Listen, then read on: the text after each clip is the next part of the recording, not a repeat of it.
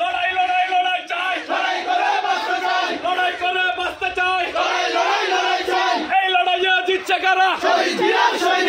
যুগে যুগে জিতছে কারা? আমরা সবাই আমরা সবাই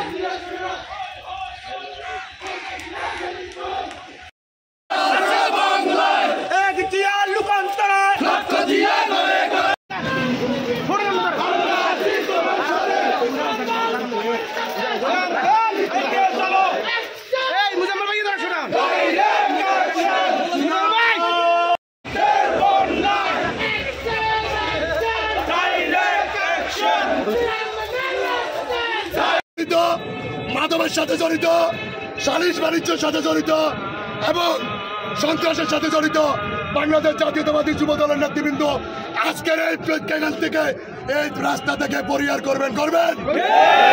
আমাদের নেতা নুরুল আমিন চেয়ারম্যান স্পষ্ট বলে দিয়েছে।